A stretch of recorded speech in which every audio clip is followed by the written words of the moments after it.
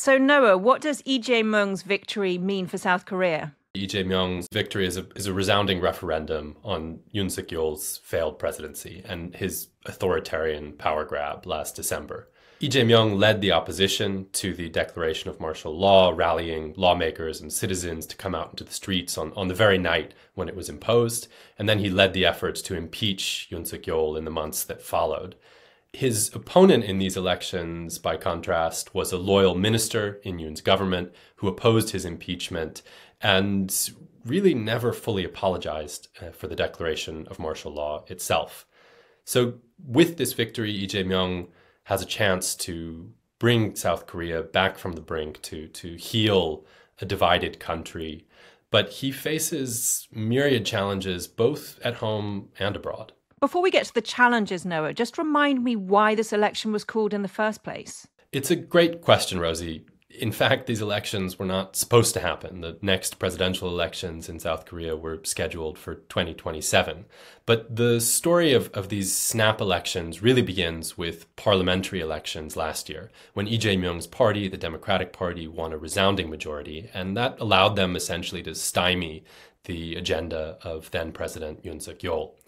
He, in turn, took a drastic and ultimately unconstitutional step by declaring martial law late on December 3rd last year. He sent troops to try to take over the National Assembly and basically enact a power grab to get around his political opposition.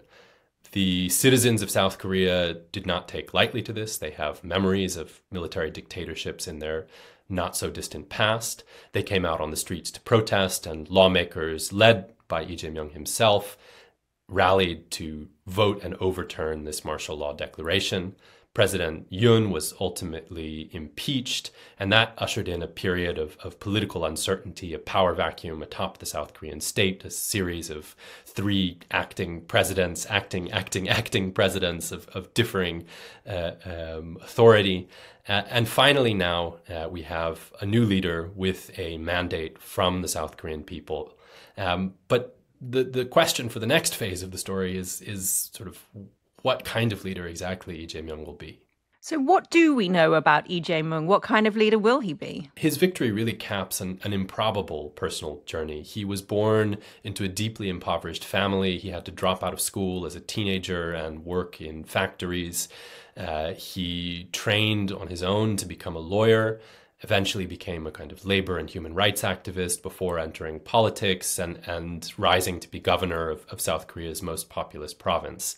He narrowly lost the presidential election in 2022 to former President Yoon, and then he was stabbed in the neck during the parliamentary campaign last year by an assassin who was bent on preventing him from ever becoming president.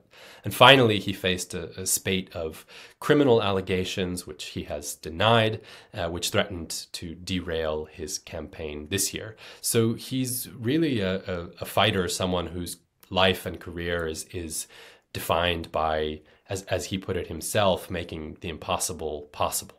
So that's an unexpected path to politics in any country, right? But particularly South Korea. What can we then expect of his presidency? Well, that really is the key question as he enters office. He made his name essentially as a progressive populist. He was known, for example, for promising a universal basic income during the previous presidential campaign. He was quite critical, as Democratic Party members tend to be, of the conservatives' foreign policy, in particular a perceived subservience to America and being essentially too friendly to Japan. He was also critical of how poor relations had gotten with China, Russia, and North Korea. But in recent months, he's recast himself essentially as a sensible moderate. When I met him earlier this year, along with our Asia editor, Emma Hogan, he told us that the party's guiding value now is pragmatism. And that's become his buzzword, both for economic policy, where he's talking more about market-friendly reforms, and also foreign policy, where he's endorsed the alliance with America and even sounded positive about closer cooperation with Japan. However pragmatic he is, it's going to be a pretty tough gig, though, isn't it? South Korea is very divided. The economy's battered. He's got a lot of things to deal with at home, hasn't he? I think the domestic issues are going to be his top priority, or at least he hopes they will be. The fallout from Yoon Suk-yeol's fiasco is still hanging over the country. Yoon himself is facing criminal charges for leading an insurrection, and that trial is going to play out over the coming months. So there are a lot of things he needs to do to address the fallout from the last 6 months.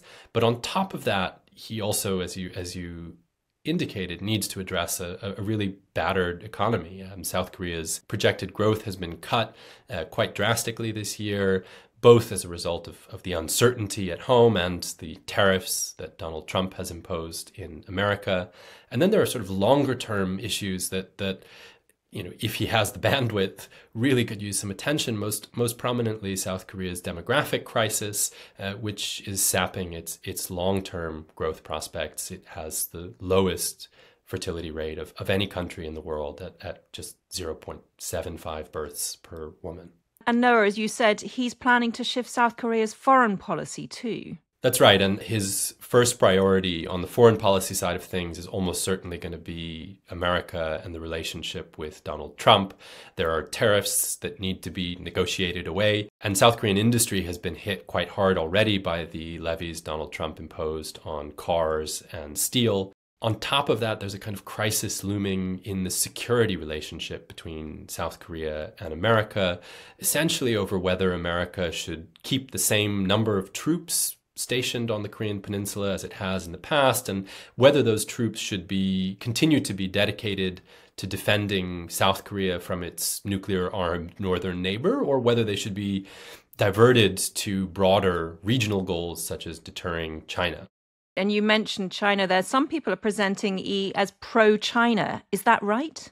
I don't think that's entirely fair. It is the critique from the conservatives in South Korea and even some conservatives in America who've latched on to those narratives.